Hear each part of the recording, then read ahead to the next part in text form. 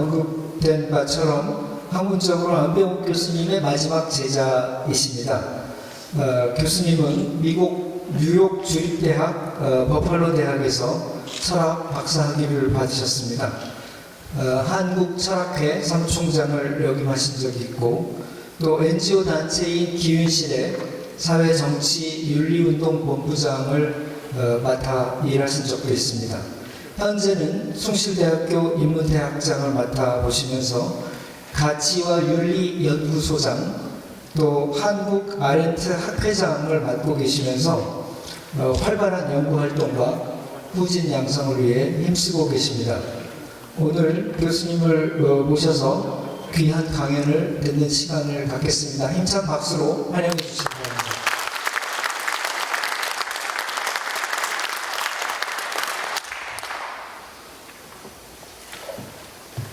존경하는 이단 안병욱 선생님의 여러 가지 일들을 추억하고 또 선생님의 업적을 정리해보는 그런 귀한 기회를 주셔서 오늘의 행사를 지원하신 여러분들께 진심으로 감사드립니다. 그리고 이 자리에 함께 하신 여러 선배님들 또 교수님들 제 부족한 말씀이지만 제 글보다는 이 글을 통해서 안병욱 선생님을 다시 한번 추억하는 그런 시간이 되기를 진심으로 바라겠습니다.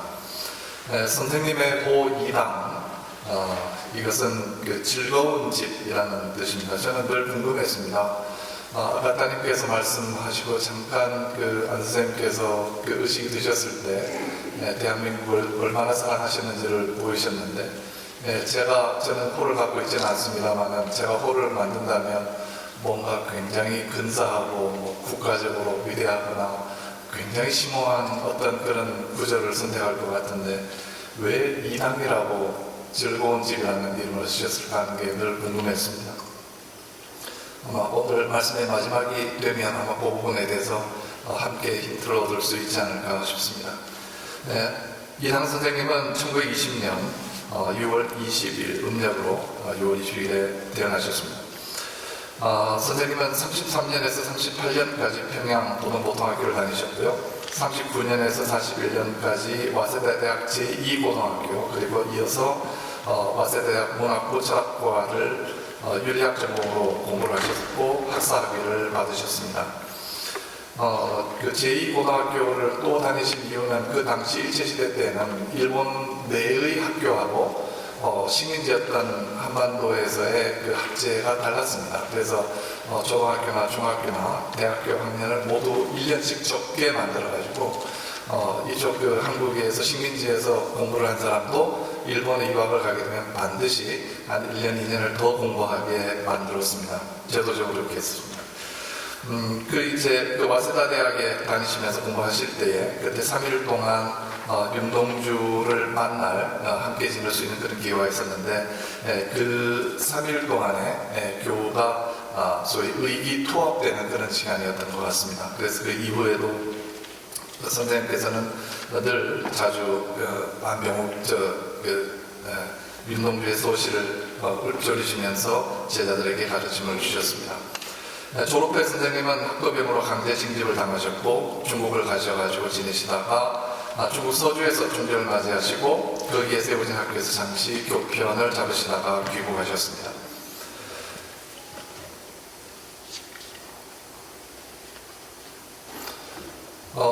여러분 이 사진을 보시면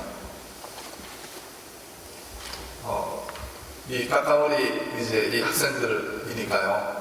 안 선생님의 고등학교 때 모습이라고 짐작하실 수 있으실 겁니다. 여러분 이 가운데 어떤 분이 안 선생님이신지 혹시 짐작이 가십니까? 맞추시면 제가 상을 드릴까 합니다. 예, 다음 조금 확대된 그 부분을 보시면 혹시 이제는 좀 보이십니까? 네, 보이시죠? 이거하고 요다음 PPT가 선생님 이 얼굴 제가 한참을 들여다보면서 사실은 아들께 여쭤보기 전에 어떤 분일까 하고 비교를 해봤는데 눈매와 코 또 얼굴 윤곽이 정말 그때 그대로 오셨다 하는 게 한참을 들여다보니까 느껴지더라고요. 지금 보시는 사진은 선생님의 미수연 때 사모님과 함께 찍으신 사진입니다. 이남 선생님은 24세에 고향을 떠나셔서 다시 고향으로 돌아가지 못한 실향민이셨고요. 평생 동안 어머님을 그리시면서 정말 살아생전에 고향을 방문해서 어머님 묘소 앞에서 무릎 꿇고 한번 통곡이라도 하고 싶다 하는 그런 말씀을 자주 하셨습니다. 1980년 그때 숭실대학교 내에 이제 학제를 위해서 선생님께서 손수 작성하신 인사기록 카드를 보게 되면 1980년 당시에 선생님의 키는 167cm고요. 몸무게는 61kg이셨습니다. 여러분 갖고 계시는 자료를 보시면 제 강연집이 있는데요. 이 PPT는 사진으로만 구성을 했고요. 제 강의 내용은 책 글자로 해서 몇 페이지가 있습니다. 곧 함께 봐주시면 도움이 되실 겁니다. 슬하에 삼남 일녀를 두셨습니다. 저희집에는 제가 삼남이라고만 했는데 가볍게 죄송하다는 말씀을 드립니다. 그리고 2013년 10월 7일 작년 94세로 소천하셨습니다. 사모님 김광심 여사께서는 2018년 8월 26일에 소천하셨고 두 분의 묘소는 강원도 양구군에 있는 양구 인문학박물관 뒤편에 정원에 모셔져 있습니다. 이 장면은 선생님께서 이제 작고하시고 그 현장에서 이제 장례식을 드리는 바로 그 장면입니다.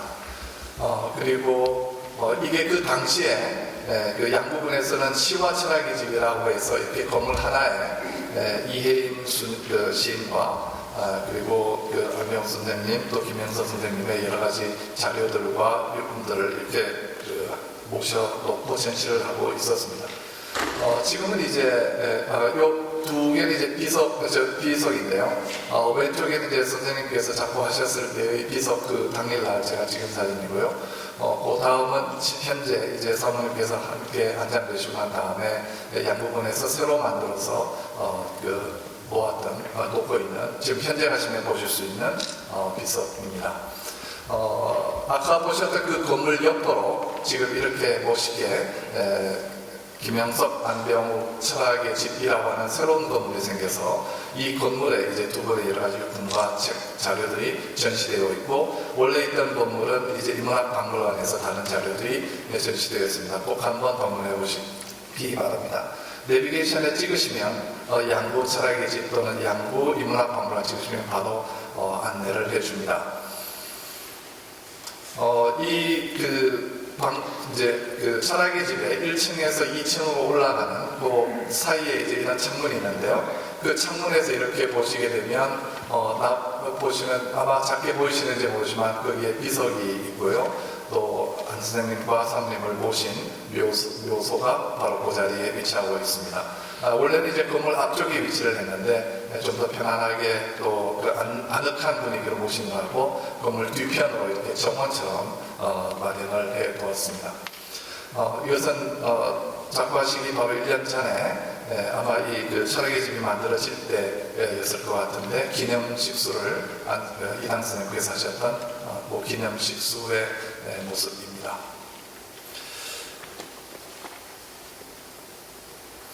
이 내용은 이제 그 철학의 집을 딱 들어가면 이 두 분의 사진과 함께 이 두 분의 우정을 이렇게 쓴 글귀가 있습니다. 그리고 이남 선생님께서 평소에 사용하시는 책상과 의자 그리고 편한 안락 의자가 이렇게 함께 전시되어 있습니다. 네, 다음으로 선생님과 우리 숭실대학교 철학과의 관계를 좀 말씀드리겠습니다. 선생님은 1958년에 숭실대 철학과의 부교수로 부임하셨고요. 85년에 정년 퇴임하실 때까지 숭실대 철학과에서 교편을 잡으셨습니다. 1946년 10월부터 48년 9월까지는 경기고등학교에서 그리고 49년에서 54년까지는 서울고등학교에서 교사로 지내셨고요. 54년에서 56년까지는 서울대학교 수의과대학에서 그리고 뒤에 56년에서 58년까지는 연세대학에서 전임 강사로 강의하신 뒤에 58년 4월부터 숭실대에 그 부교수로 부임하셔서 63년에 정교수가 되셨고 85년에 8월에 정년 퇴임하셨습니다. 안 선생님 어떤 분인지 바로 보이시죠? 여기에 단기로 날짜가 있는데 계산을 해보니까 1952년이었습니다. 나포라는 지역인데요. 나포는 군산 바로 위에 있고요. 금강 하구에 위치하고 있습니다. 그래서 뒤에 이제 강은 금강이라고 생각이 되고요. 뒤에 이제 젊은 그 고등학생들 갔다 보고 있는데 선생님이 아마 인솔 하셨는지 1952년이니까 아마 전쟁 중인데 아마 그 아이들 데리고 이쪽을 가셨던 것 같습니다. 이 시기적으로 보면 이때는 서울고등학교 교사로 계실 때니까 아마 서울고등학교 학생들이지 않았을까 생각이 됩니다. 1959년 숭실대학교 졸업하시는 분들과 함께 그 사진을 찍었습니다. 아마 사후회를 하시고 아마 그때 다 같이 찍었던 그런 사진이 아닌가 싶은데요. 보시면 이제 안병 선생님의 모습이 일렬 그 오른쪽에서 5번째 보이시고 그 옆으로 오른쪽으로 계속해서 고범서 선생님, 최명관 선생님, 또 안병 선생님 등 그 당시에 이제 철학과 교수님들이 함께 자리하셨습니다. 이거는 1990년 초에 지금 그 당시에 숭실대학교 교수님들과 찍은 사진입니다. 여기 2,3년 교수님 오늘 고문으로 이 자리에 함께하고 계신데 그 오른쪽 앞에 계시는 분이시고요. 나중에 아마 식사하시면서 인사 말씀을 주시는 걸로 알고 있습니다. 숭실대 철학과에 봉기하시는 동안에 선생님께서 가르치셨던 과목은 철학개론, 플라톤, 인도사상, 철학연습 등의 과목이었습니다. 선생님의 1970년대의 초의 모습은 당시 숭실대 철학과의 모습을 소설 형식을 빌어서 기록했던 소설가 김신, 본명은 김필신인데 이분이 철학과 학생으로 들어와서 경험을 소설로 남겨놓은 책이 있습니다. 책 제목은 대학별곡인데 그게 제일 앞부분에 이런 구절이 있어서 그대로 인용을 해보았습니다. 그때 입학식과 더불어 나는 정식으로 대학인이었다. 철학과 학생이었다. 나는 무엇을 어디서부터 시작해야 할지 몰랐다. 하지만 무엇보다도 그 3월은 만남에 대한 강렬한 기대와 꿈으로 가득 차 있었다. 철학사 첫 강의 시간에 안병욱 교수가 말했다.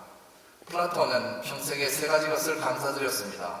그 첫째는 그가 야만족이 아니라 히라빈의 아들로 태어났음을, 둘째로는 그가 노예가 아니라 자유인으로 태어났다는 점을, 그리고 마지막으로는 그가 소크라테스와 동시대에 태어나 그와 만나셨음을 감사했던 것입니다. 그러면 이제 여러분들이 이 대학에서 그 누구를 플라톤의 소크라테스와 같은 스승으로 또는 버스로 만나실 것인지 그것은 여러분들의 정신에 달린 문제입니다. 누구든 자기 정신에 합당한 버스를 만나실 것입니다. 행운이 있기를 빕니다.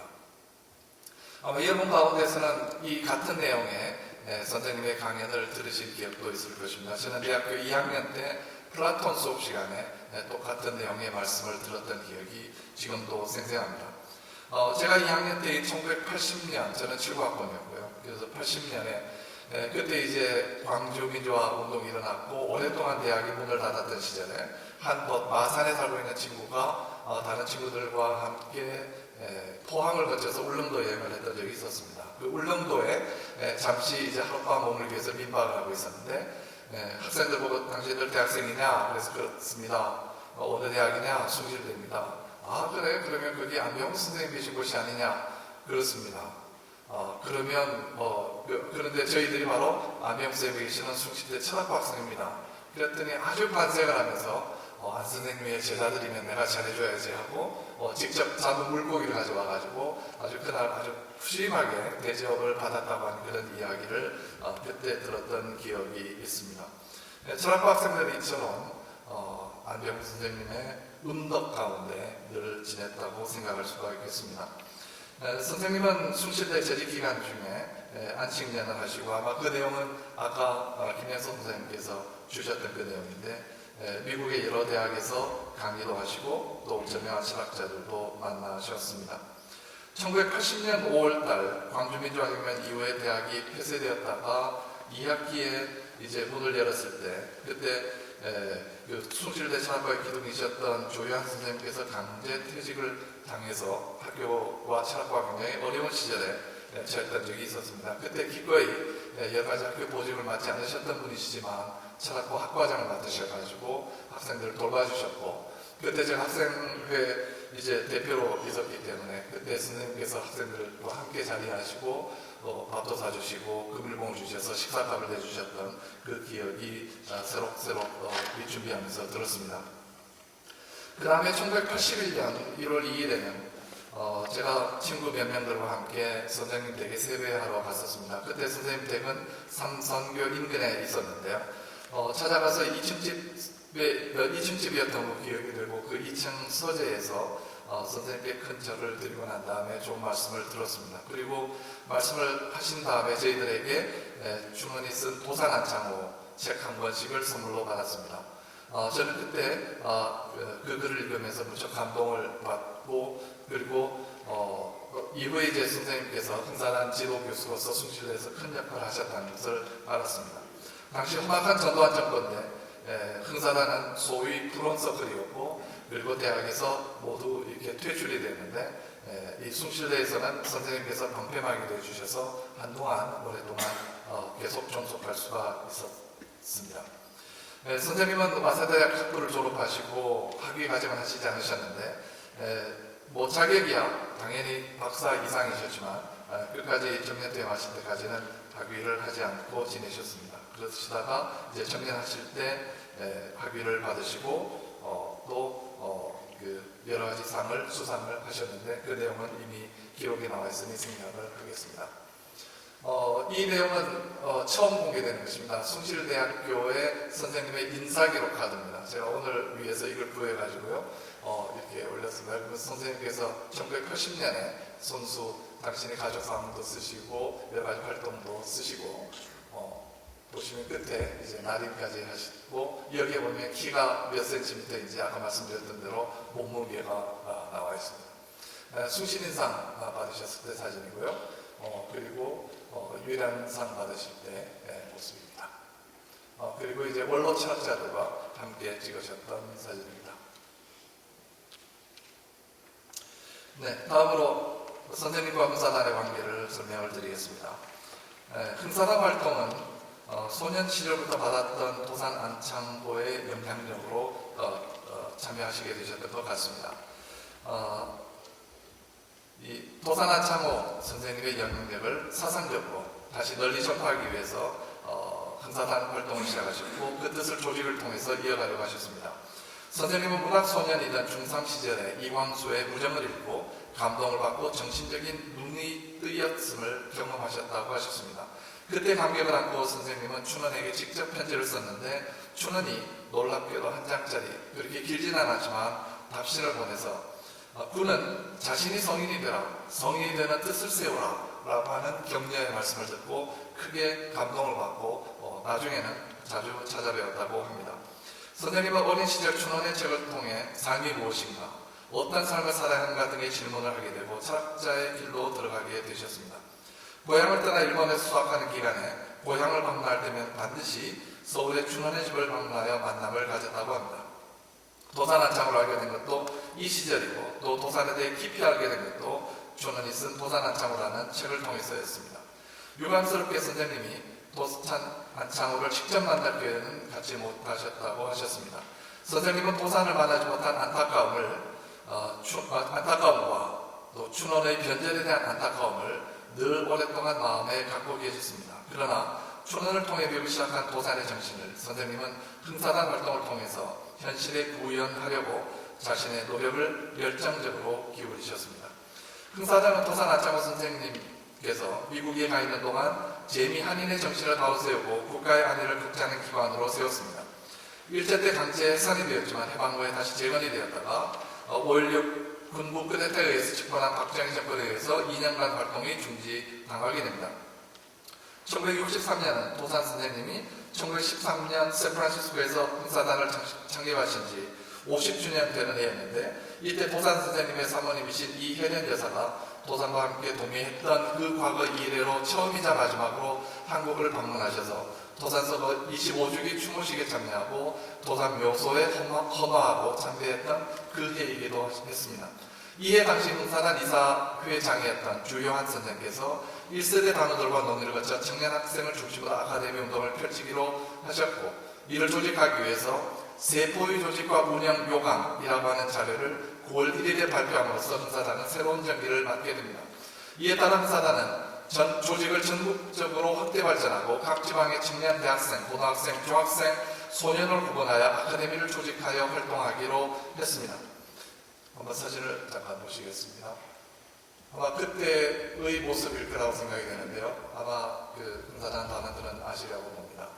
창립했을 때의 그때의 모습이고요. 네, 강연하실 때의 모습입니다. 도산아청 선생님의 따님인 안수산 여사와 함께했던 그 사진입니다.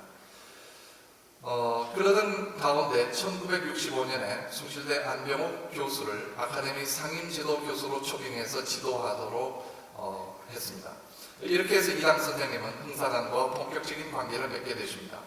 김지실 도산 기념사업회 회장은 다음과 같이 증언을 하고 있습니다. 서울대 물리대 향림제 때 안병욱 교수를 초청하여 학내에서 그린 송호회 주체로 도산 안창호 선생의 생애와 사상을 주제로 한 강연회를 물리대 강당에서 주최했는데 입추의 여지가 없이 청년들이 모여들었다. 강연회 개최 인가를 내준 물리대 직원들은 물론 학생들도 놀랐고 안병욱 교수도 무척 기뻐했다. 그 이후 이상 선생님은 흥사단 아카데미 활동에 크게 기여하셨고 65년에는 흥사단 이사직을 맡기 시작해서 83년에는 흥사단 공의회 회장에 선출되셨고 87년에서 89년까지 이사장을 역임하셨으며 89년에는 흥사단의 고문직을 맡으셨고 또 89년 도산 아카데미 연구원 설립대표를 역임하셨습니다. 그리고 83년에는 안중근 의사 기념사업회 이사를 역임하기도 하셨습니다. 흥사단에 있어서 선생님의 기여는 흥사단 아카데미를 통한 지속적인 교육으로 도산 사상을 후대에 전하고 강의를 듣는 이들에게 바른 생각을 심어주는 역할을 해오신 것이라고 할 수 있겠습니다.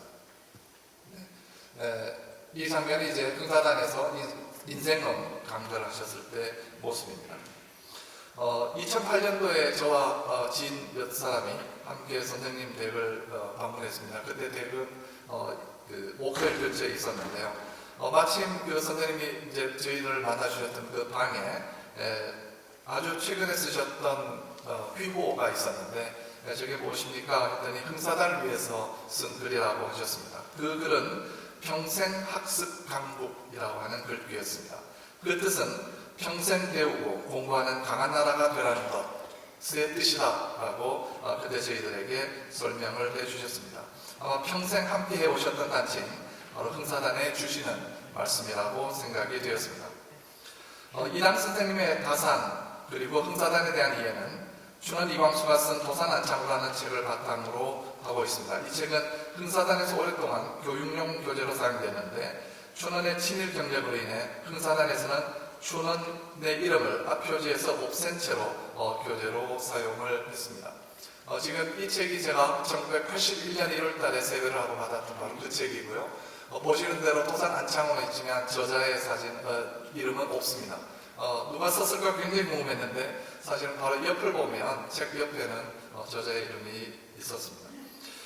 그러다가 2004년에 안창호 평전이라고 하는 책을 다시 발간하게 됐는데 거기에는 이당 선생님께서 도산의 일화를 편집해서 올리셨고요. 또 도산 일기의 편지와 발제본 그리고 도산의 죽음을 안타까워 남긴 김구 선생의 애도사 등을 함께 포함해서 책을 새롭게 내셔서 후대가 더 편하게 그 글을 읽을 수 있도록 해주셨습니다.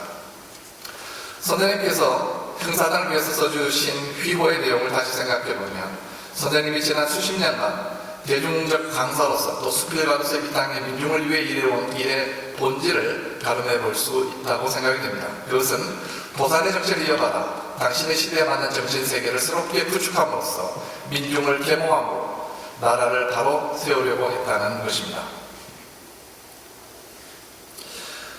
이번에는 이당 선생님과 사상계와의 관계를 말씀드리겠습니다. 이당 선생님의 사회활동으로 가장 흥미롭고 주목할 만한 내용은 저는 사상계와 관련된 내용이라고 생각이 됩니다.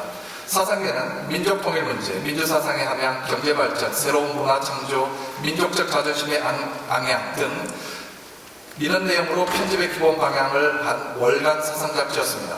1953년 4월에 장준하가 장관 선생님께서 인수한 뒤에 처음에는 A5판 좀 작은 형태의 판으로 100년 내외로 발행되다가 곧 400년 내외로 직면했으며 창간호를 무려 3,000부를 발간했고 발간 동시에 매진될 정도로 전후의 사상적 자양으로 1950년대 지식층 및 학생층 간의 폭발적인 인기를 모았던 책입니다. 특히 제3공화국 때 정치 비판적 민족주의 논조의 비중을 둔 정치평론이 빈번하게 나옴에 따라서 정치 탄압의 순환을 당하게 되었고, 또 발행인 장준하 선생님께서 정계에 진출함에 따라 1968년에 발행권이 부관혁에게 넘어갔고, 그 뒤에 계속되는 경영난을 겪다가 1970년 5월에 김지하 씨 오적을 그 책에 게재한 것이 문제가 되어서 결국 당국으로부터 폐간 처분을 받고 통권 205호를 끝으로 1970년 9월에 폐간이 되게 됩니다. 아마 여러분들이 익숙하신 과거의 사상계 제거의 표지입니다. 그 속에 나와 있는 목차인데요. 여기 보시면 이제 안병 선생님의 글 제목이 나와 있고 선생님의 한자도 함께 기록이 되어 있습니다. 보시는 대로 아마 익숙한 얼굴들 보실 겁니다. 장준하 선생님도 계시고 양우민 선생님도 계시고 가운데 안병 선생님께서 저렇게 앉아 계십니다. 또 다른 모습의 사진입니다.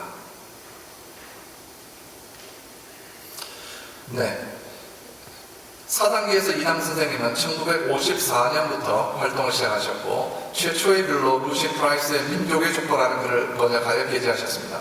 1955년 1월에 들어서서 장준하 1위 편집 체제를 마감하면서 이당 선생님께서 여러 다른 분들과 함께 편집위원으로 활동하기 시작하셨고요. 같은 해 10월부터는 상임 편집위원으로 다른 두 분과 함께 하셨습니다. 그리고 곧 이어서 1956년에 들어와서 선생님께서는 주간으로 활동을 시작하셨는데요. 1958년 5월 사상계의 편집위원이 보강이 되었는데 그때 명시되었던 편집진 전체 명단을 보면 외부 자료에 기록이 되는데 주간 안병호 그리고 상임 편집위원과 편집위원들의 면모를 보시면 어떤 분들이었는지 아마 여러분들의 기록이 새로우실 거라고 생각이 듭니다. 1958년 8.15 광복 14주년 되는 해 기념호인 8.15에서 함석헌 선생은 생각하는 백성이라야 산다라는 글을 실었고 그로 인해서 사상계는 필화를 겪게 됩니다. 이 일로 함석헌 선생은 20일간 구속을 당했고 사장 장준하와 주간 안병옥 선생님은 경찰에 연행되어서 시달림을 받으셨습니다. 선생님은 1970년에 폐관이 될 때까지 총 88편의 글을 올리셨습니다. 그 88편의 글 전체 목록이 여러분 가지고 계신 자료 맨 뒤에 보시면 있습니다. 이는 번역 6편과 저술 82편을 포함한 것인데 이 가운데는 현대철학 사상을 소개하는 글이 그 주종을 이루어 75편에 이르고 주요 사상가에 대한 소개의 글을 번역한 것이 모두 7편 그리고 서평이 4편입니다. 당시의 시국과 사회, 정신적 문제에 대해 좌담을 하고 기록한 좌담의 기록 7편은 이 숫자에서 제외를 했습니다. 이 좌담에는 항상 선생님께서 좌장으로 사회를 보시면서 이끌어가셨습니다.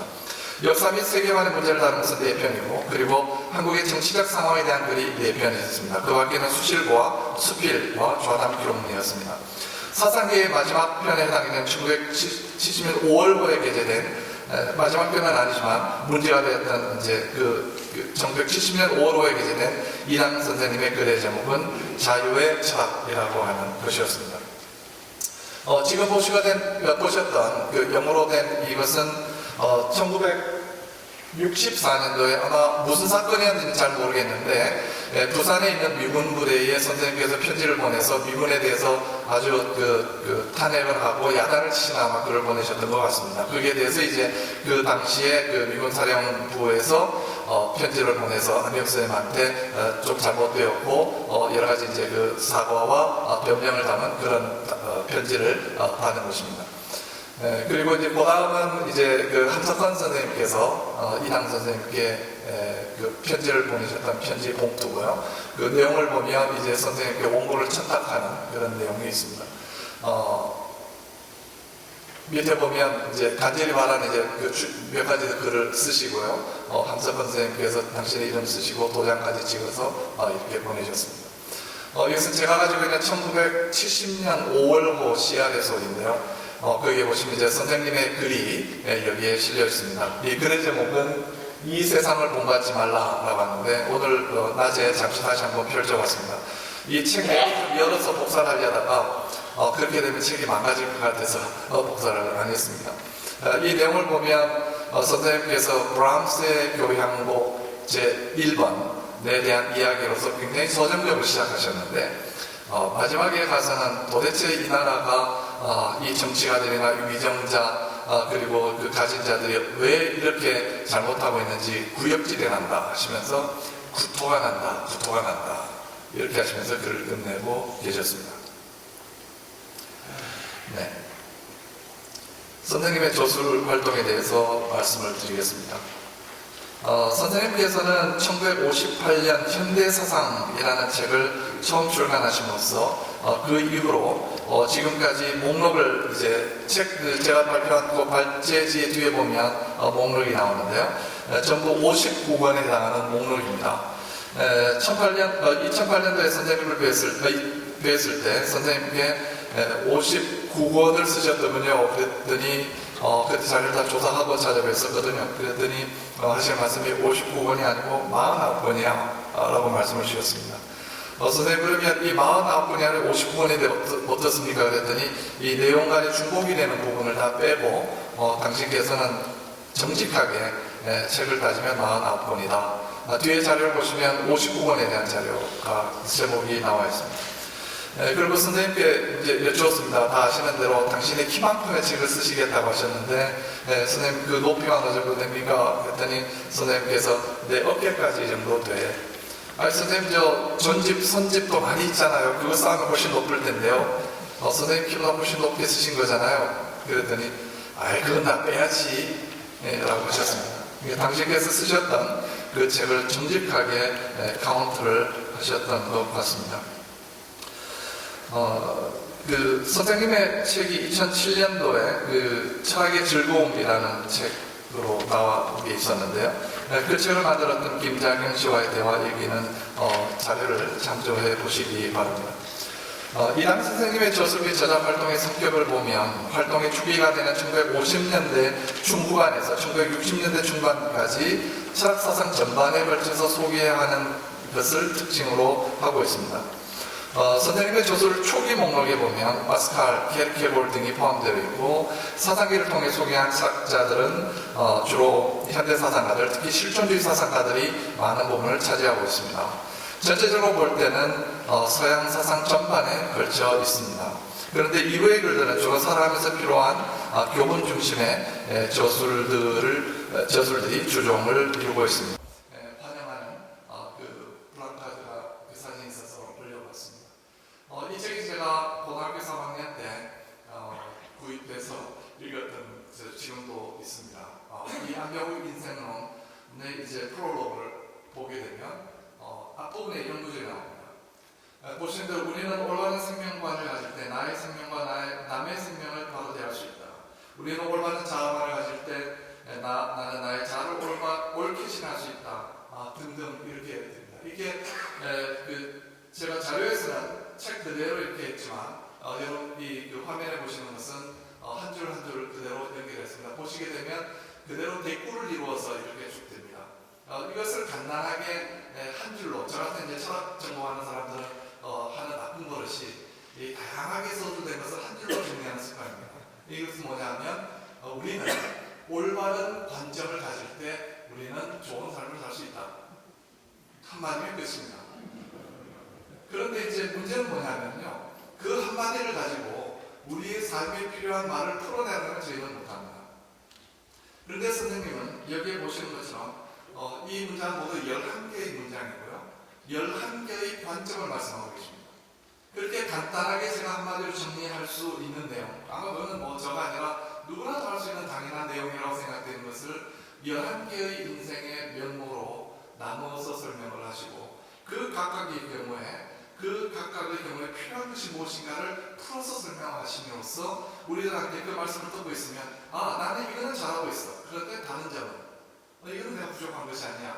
그래서 삶의 전체를 보게 됐을 때 나에게 부족한 것이 무엇인가를 깨닫고 더 경청하게 만드는 그런 힘이 있다고 생각이 됩니다. 그래서 바로 이것이 선생님의 글의 특징이 아닌가 싶습니다.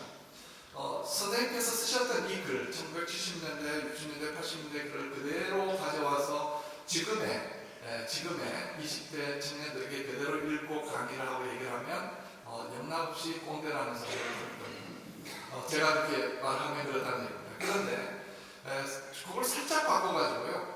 선생님께서 이 갖고 계신 이 틀을 그대로 갖고 내용만 이 젊은이들의 맞게 표현을 살짝 바꿔서 얘기하면 이건 그대로 먹힐 수 있는, 그리고 어느 누구도 이 시대에 이런 말씀을 전해줄 수 없는 그런 감동적인 내용을 구성하고 계신다고 하는 그런 판단을 하지 않을 수가 없습니다. 그래서 제 지인 가운데는 이제 서울대 정치학과 출신이고 정치학과에서 그 정치학을 강의하는 친구가 저한테 하는 얘기가 당신 숭실대 출신이잖아. 그렇다. 여기 안명욱 교수님이라고 계셨잖아. 그렇다. 근데 그 선생님 책 정말 기가 막히더라고. 왜? 수업 시간에 들어갈 때 공부만 가지고 게 아니라 가끔씩 인생이라는 얘기를 하고 싶은데 수업 들어갈 때 한 몇 페이지 읽고 딱 기억하고 갔다가 얘기를 하면 너무너무 학생들도 좋아하고 기가 막힌 것 같아. 불과 얼마 전에 들었던 이야기입니다. 그러니까 선생님께서 하고 계셨던 그 많은 작업이 아마 약간의 리비전은 필요할지는 몰라도 우리들의 삶에 그대로 적용될 수 있는 귀한 그런 말씀인 것은 지금도 우리가 인정할 수 있을 것 같습니다. 선생님께서는 어떻게 이런 많은 책을 쓰실 수 있었을까? 다음에 에피소드가 하나의 답을 주는 것 같습니다. 아까 말씀드렸던 2008년도에 선생님 댁을 방문했을 때 사모님께서는 커피를 대접해 주셨는데요. 그때 커피를 앞에 두고 선생님은 잠시 기도하자라고 하셨습니다. 그리고 그 기도를 통해서 제자들과의 만남에 감사하셨고 차를 나누는 대화의 자리에 좋은 생각이 떠오르게 해달라고 기도하셨습니다. 그렇습니다. 선생님이 쓰셨던 그 많은 내용들, 그 책 내용은 다른 곳에 나온 것이 아니라 바로 선생님의 머릿속에서 떠오른 것입니다. 그런 점에서 선생님은 천재적 저술가라고 생각이 됩니다. 책 그리고 저술 작업에 대한 선생님의 애정은 각별했습니다. 선생님은 인간이 만든 것 가운데 가장 위대한 것은 책이라고 믿으셨습니다. 위대한 것은 책 속에 있기 때문입니다. 선생님께서 즐겨 쓰셨던 말씀 가운데 명언입니다. That which remains forever is a good book. 영원히 남는 것은 좋은 책이다. 그런 말씀입니다. 그러면서 선생님께서는 요즘 나오는 책들 중에 재밌는 책은 많은데 좋은 책은 잘 없는 것 같다 라는 비판을 아끼지 않으셨습니다. 좋은 책은 유행을 초월한 책이라는 것이 선생님의 믿음이셨습니다. 책과 관련하여 율곡과 퇴계를 비교해서 내리신 평가는 무척 흥미로웠습니다. 율곡은 우리가 읽을 만한 책을 썼던 반면 퇴계는 혼자 공부한 사람이고 후세들이 쉽게 접할 수 있는 책을 쓰지 않으셨다고 평하셨습니다. 그런 점에서 선생님은 율곡의 저술이 더 뛰어나다고 생각하셨습니다. 그렇다고 해서 후세들이 쉽게 읽을 수 있는 책을 쓰려고 유행을 따르는 것은 좋은 저술가의 일이 아니라고 하셨습니다. 유행은 흘러간 것인데 책은 좋은 상태를 꾸준히 지속하는 것이 중요하다고 하셨습니다. 선생님은 충원히 쓴 유정과 무정은 지금도 감동을 준다고 하셨습니다. 그런데 선생님이 이런 말씀하시는 가운데 이렇게 표현하셨습니다. 좋은 책을 쓰는 데는 타고난 지니어스, 천재성이 있어야 하는 것 같다 라고 하셨습니다. 그 부분은 저에게는 굉장히 힘들었습니다. 왜냐하면 그 말씀을 듣는 우리의 눈에는 그 천재가 바로 이단 선생님 자신으로 보였기 때문입니다.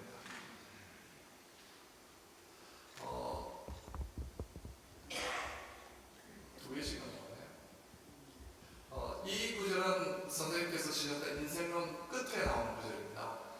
밑에 보시면 오유지종, 나는 오직 족함을 안다라고 하는 그 구절인데요. 이 네 글자, 한자 글자 모두 입글자를 하나씩 갖고 있는데 밑에 왼쪽 오른쪽 위에 있습니다. 그래서 입글자를 가운데 놓고 이 네 개의 글자를 합친 게 위에 글자입니다. 그래서 오유지족이고 이것을 이제 선비들이 옆에 써놓고 좌우명으로 삼았다라고 하시면서 그 책에 나오고 저희들에게도 이 말씀을 해주셨습니다. 정말 살아가면서 이렇게 족함을 알고 살아가는 것의 중요성을 쓰였던 저로서는 굉장히 인상 깊은 내용이었기 때문에 여러분들을 맞게 공유하겠습니다. 네, 이거는 이제 선생님과 두 번 선생님께서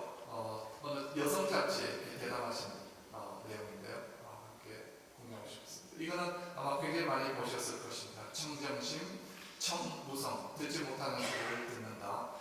장자에 나오는 말인데 이 말씀을 하신 뜻이 무엇인지 시간이 지나면서 깊이 새기게 됩니다. 이거는 이제 그 철학의 집에 있는 안입니다.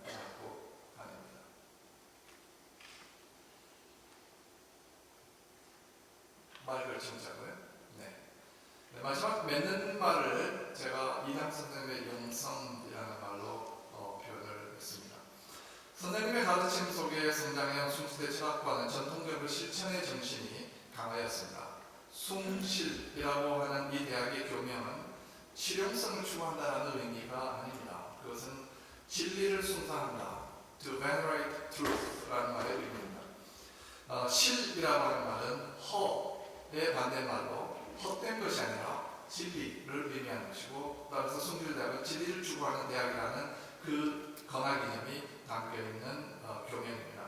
숭실의 정신은 철학이 실천으로 검증되어야 하며 삶 속에서 실천되고 성숙된 철학만이 진정한 철학이라고 하는 믿음으로 자리 잡고 있고, 이것은 선생님께서 사사기를 통해서 한국 사회에 소개하셨던 미국의 프라그마티즘의 정신이기도 합니다. 그리고 이 정신이 숭실대 철학과에는 면면이 흐르고 있고 지금까지도 이어지고 있습니다. 그리고 선생님의 제자들에게 과제로 항상 남아있기도 합니다. 이거는 1966년 9월호 사상계 잡지입니다. 여기 보시면 제목들이 나와 있는데 맨 아래편에 너와 나의 윤리라고 하는 제목이 있습니다. 이것은 선생님의 글입니다. 안에 목차를 보면 너와 나의 윤리라고 해서 파랗게 이렇게 표시가 되어 있고 밑에 선생님의 영자가 쓰여 있습니다. 네. 제가 손가락에 힘이 없을 나이가 아닌데 네. 요건 이제 책 안에 보면 선생님의 글이 시작되는 그 페이지입니다. 이 글의 내용은요, 공감을 나누는 인생이 관계의 책이다라고 하는 것을 이제 설명하고 있는데, 우리는 수많은 관계의 맥락 가운데 살고 있는데 공감을 나누는 나와 너의 관계, 사물 속에서 우리의 삶이 이어지는 나와 것, 뭐 하는 것 할 때 이제 사물을 얘기합니다. 그리고 궁극적 근원자와 이루어지는 나와 님의 관계, 이 세 개의 기본적 관계로 인생은 이루어진다는 것입니다. 나와 님의 관계는 종교적 관계요, 나와 너의 관계는 윤리적 관계고, 그리고 나와 것의 대물적 관계는 경제적 관계를 만들어내는데, 이 관계는 각각 외경, 신의, 이용의 원리가 작동한다고 설파하고 계십니다. 아마 이것이 선생님께서 이해하셨던 세 개의 기본 틀이라고 생각이 듭니다. 이 가운데 특별히 주목해 보고 싶은 구절은 나와 님의 관계에 대한 구절입니다. 우리의 마음을 닫고 인간을 순화시키는 것이 종교다. 종교는 우리에게 영원히 향하는 눈을 길러주고 사랑과 의의 정신을 가르쳐준다. 우리는 종교에서 유한자다운 자각과 겸손을 배우고 남을 용서하는 관용의 정신을 본받는다. 안심인명의 법열을 느끼고 구원의 희망을 갖는다. 종교는 우리에게 인생의 높은 척도와 깊은 차원과 고귀한 이상을 제시한다. 유한자인 우리는 유한자다운 겸허한 마음으로 신의 소리를 듣고 불의 말씀을 배우고 최고 실제의 빛을 찾아보자. 저마다 외경의 정신으로 신, 불 앞에서는 공부를 하자. 그것이 절대윤리의 핵심이다. 외경의 정신으로 신 앞에서 자는 말씀은 명백히 키에르케고르의 신학의 단독자의 정신을 의미하고 있습니다. 앞서 언급한 지인들과 함께 선생님을 찾아뵀을 때 진심으로 제가 놀랐던 것은 선생님이 갑자기 모두에게 기도하자고 하시면서 스스로 기도를 이끄셨던 일입니다. 그런 경험이 있었기에 선생님께서 소천하신 일이 양부분 철학의 집에서 있었던 장례의 결차가 기독교적으로 진행되었을 때 저는 놀라지 않았습니다. 오히려 이 글을 준비하면서 위의 구절을 사상기에서 읽었을 때 선생님의 마음에 깊은 영적 세계가 일찍부터 형성되어졌음을 느낄 수가 있었습니다.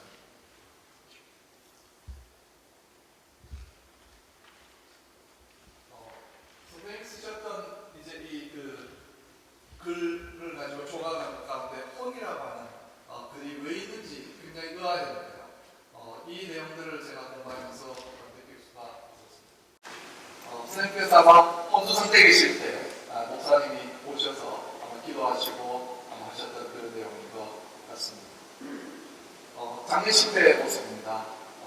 김영 선생님과 기독교회 이동환 목사님이신데요. 함께 손을 잡고 장례를 함께 걸어가는 그 모습입니다. 나의 인생 시라고 하는 아마 여러분 많이 익숙하신 것 같아서 시간 관계상 제가 읽지는 못하겠는데요. 이 구절을 읽으면서 여러 가지를 말씀하셨는데 결국은 선생님께서는 이 가족의 화목함이라고 하는 것이 모든 것의 바탕이 아닌가. 가족의 화목함을 이루기 위해서는 먼저 인간이 성숙해야 되고 가장 가까운 곳에서 자기를 보고 있는 그 가족들 사이에서 기쁜 집을 형성할 수 있다면 그걸 바탕으로 지역사회와 이 국가와 세계를 위해서 기여할 수 있는 그런 사람이 될 수 있지 않겠느냐. 그래서 이 국가를 위해서 참으로 많은 말씀하셨지만 개인적인 삶에 대해서 그토록 많은 말씀을 하시지 않으셨나 생각이 듭니다. 선생님께서 말씀하시다가 종종 연관하는 문자가 쓰시는 것 가운데 Be it ever so humble, there is no place like home. 아무리 누추한 곳이라도 지만한 곳은 없다라는 것. 그 말씀도 종종 인용을 하셨습니다. 그것을 기억해보면 왜 선생님께서 그를 2단으로 쓰셨는지를 저도 이렇게 젊었을 때는 몰랐는데 지금 그렇게 여러분들한테 제가 나이 들었다고 해서 결코 얘기할 수는 없지만요. 그래도 이때쯤 되니까 그것이 깊이 느껴지고 있습니다. 이 구절은 여러분들께 이제 마지막으로 드리겠습니다. 제 선생님이신 이상열 선생님을 위해서 이상 선생님께서 써주셨는 것인데요. 글자 그대로 보시는 대로 1일 평안 사사열이. 아마 선생님께서 이 자리에 계시면 마지막으로 여러분들한테 이렇게 축복하는 말을 하셨을 것 같습니다. 매일매일 평안하시고 하시는 모든 일이 다 뜻하시는 바와 같기를 바랍니다. 이것으로 제 말씀을 마치겠습니다. 감사합니다.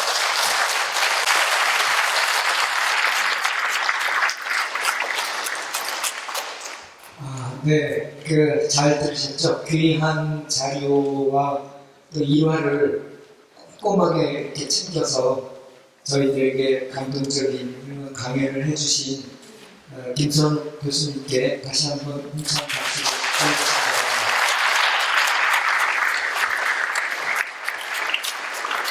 바랍니다. 이 귀한 말씀을 통해서 저희들의 이담 선생님에 대한 기억을 소환해 주시고 또 저희들의 삶을 다시 한번 성찰해보는 그런 기회를 갖게 된 것 같습니다.